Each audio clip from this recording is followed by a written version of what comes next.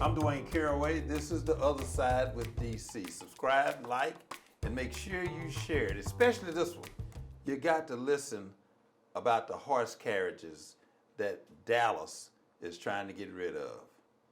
Dallas wants to get rid of the horses. My guests today, Brian High and John Jacks. Yes, sir. North Star Carriages. That's what it is. Yes. You guys welcome. I know you all have been before the city. We got some issues. They're trying to get rid of the love of Dallas. How they gonna try to get the love out of Dallas? Take the romance out and bring some electricity in. Yes, sir. Electric horses. Figuratively. Yeah. Tell us a little bit about yourselves, and let's hear that first before I get into it. My name is Brian High, owner of North Star Carriage. We've been operating in downtown Dallas for a long time, a few decades. We operate nightly for rides like you see in the West End or Clyde Warren Park. And then, obviously we do a pretty big Christmas event there in Highland Park. Here in the last, 4 or 5 months, we've come under attack. We really don't know why. I think we're just mixed up in the middle of something that we don't understand, but they're trying to get rid of us for whatever reason. They're trying to take the horse out of Dallas, which if you'd have told me 15 years ago they're going to take the horse out of Texas, I'd have told you were crazy.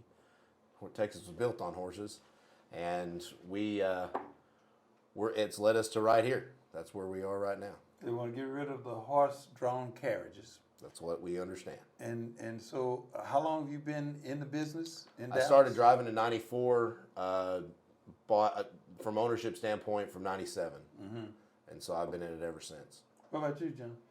I own 3J's Carriages, and we don't operate in the city of Dallas, but we do operate in Highland Park.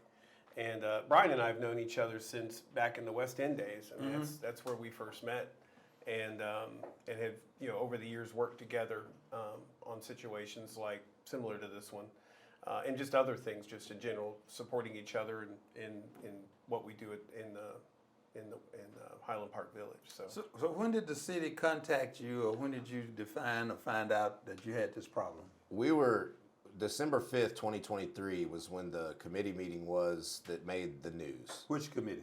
The Quality of Life. Quality of Life Quality, and okay. Arts and Culture. So we're talking about that committee. That committee was where this started. Okay.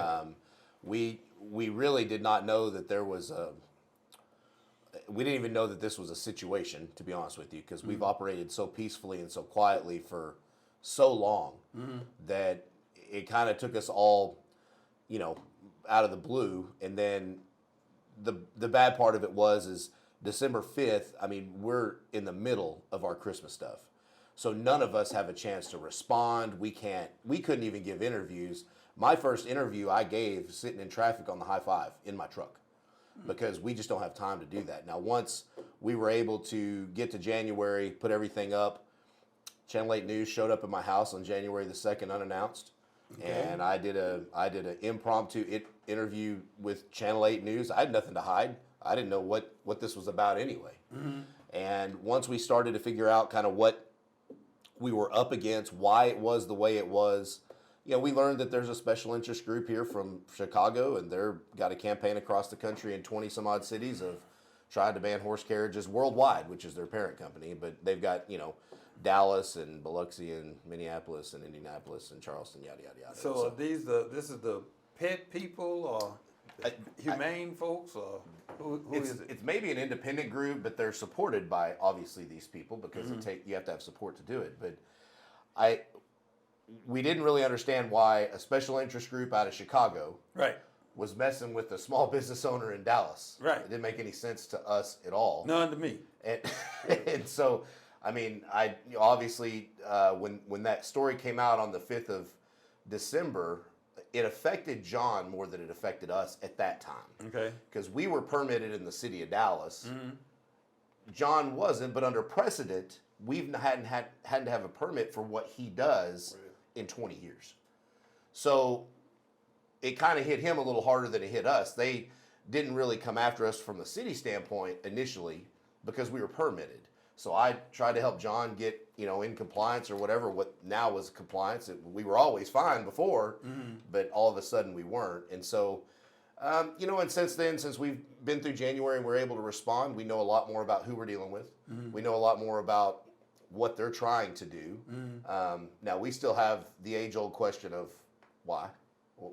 There's not a situation, so why do we have to put all this attention to this situation, number one?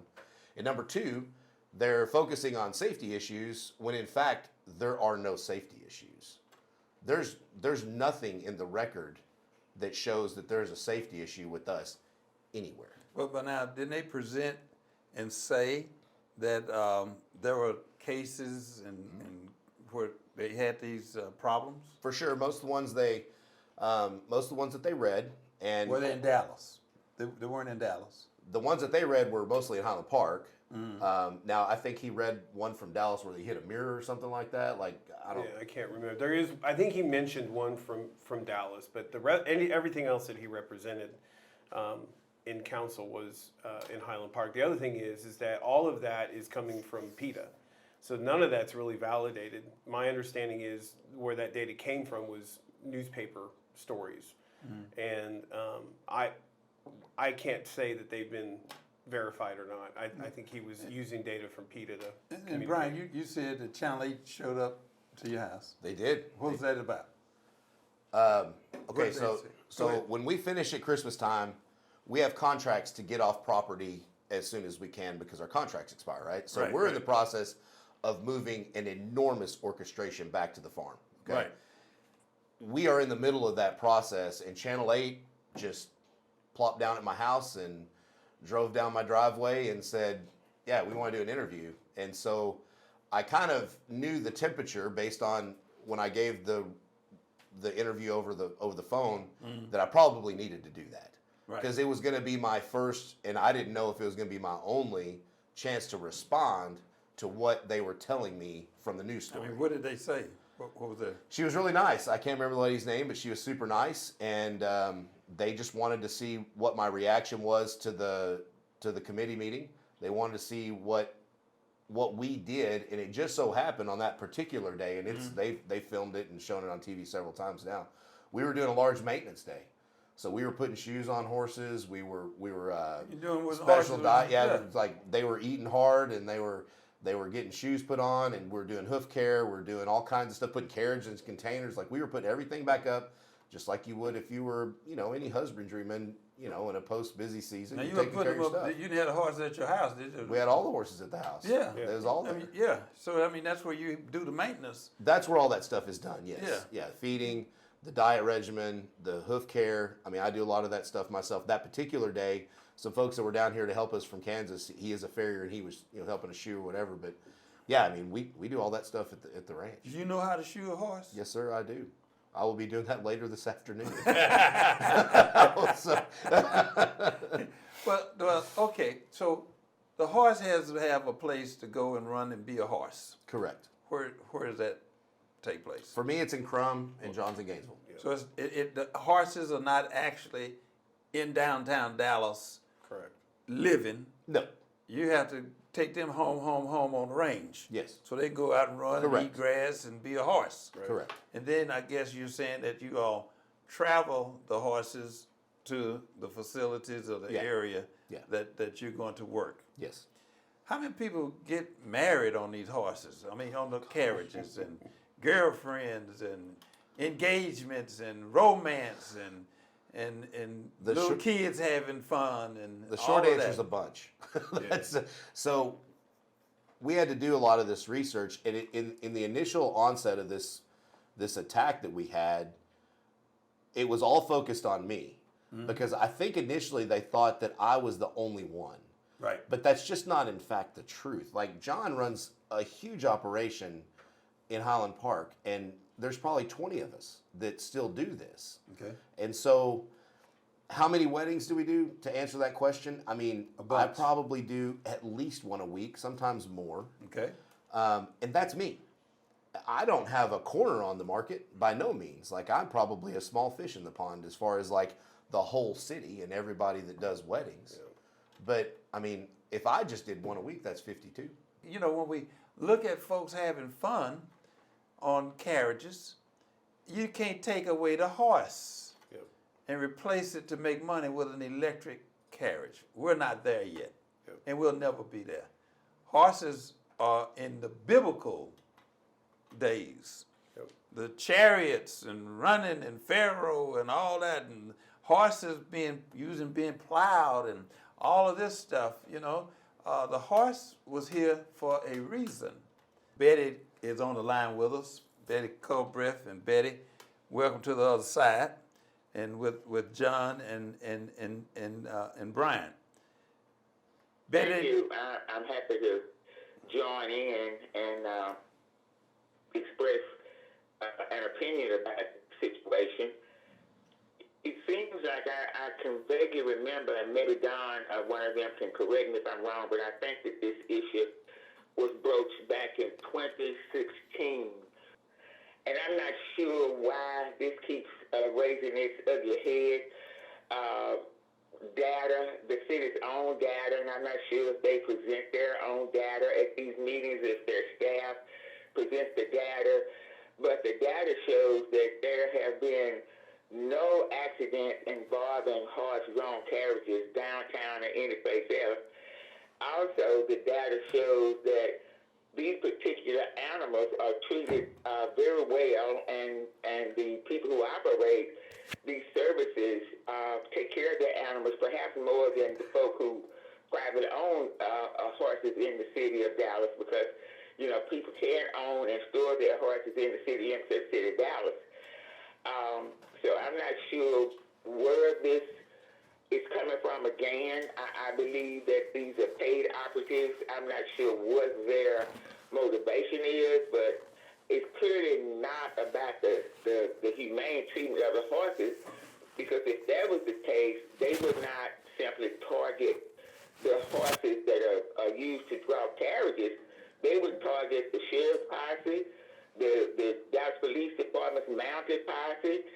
There are a lot of instances where horses are used as work animals, and that's really what they would basically have been for years. So they would target those type of work horses also, not just this particular group of horses that are being used for pleasure. But they can't just ban horse-drawn carriages, because if that's the case, then what they're going to do is impact the funeral industry, because they also use horse-drawn carriages to pull their caskets. So you can't discriminate against just the ones that keep it downtown and leave all these other groups of working horses out of it. So this is really being driven by a group of operatives, because I don't know anybody, any resident of the city that has gone to us and asked them to do away with horse-drawn carriages. But this is a citizens-driven initiative. This is a paid operative-driven. And I think the city council should table it just getting passed. well, Betty, let me ask you this: what about the impact on funerals?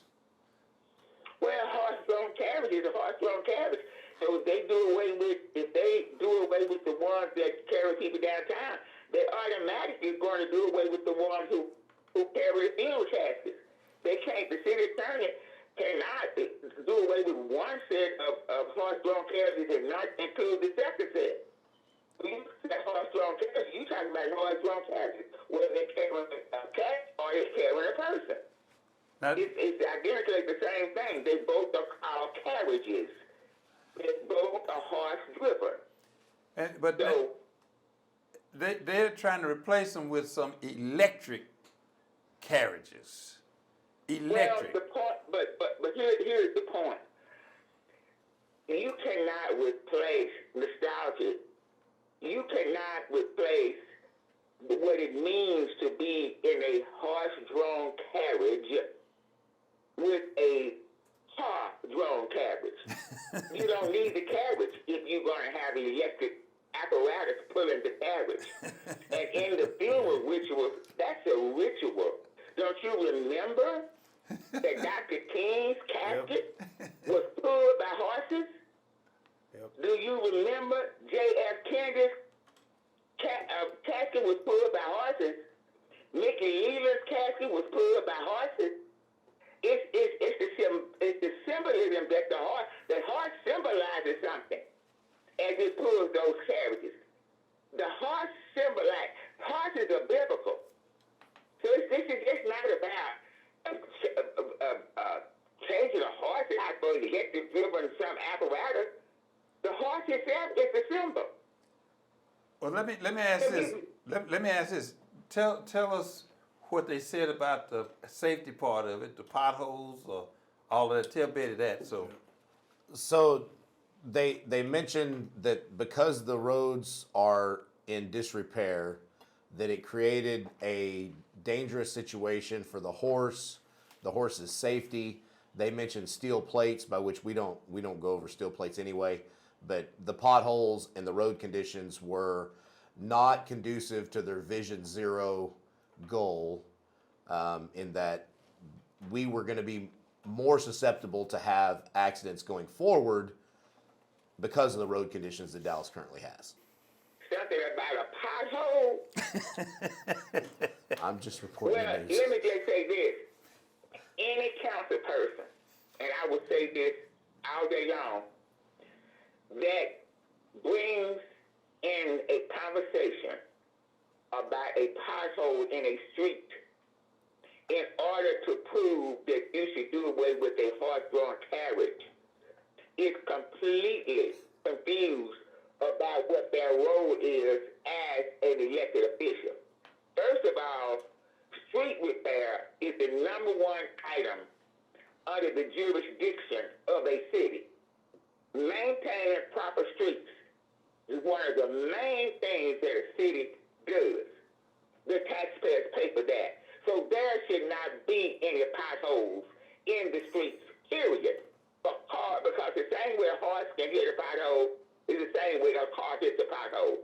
So that is a weak argument. And they have $1 billion, $1.7 million bond package getting ready to be passed. And the main thing in that bond package, the largest item in there, is street repair. So street repair is the obligation of the Dallas City staff and Dallas City Council. So that is a shameful reason to even mention this horse. Because anything can fall in a pothole, not just the horse. And that is a ridiculous argument, and I shall bring that to her attention. That is a ridiculous argument. The street should not have potholes.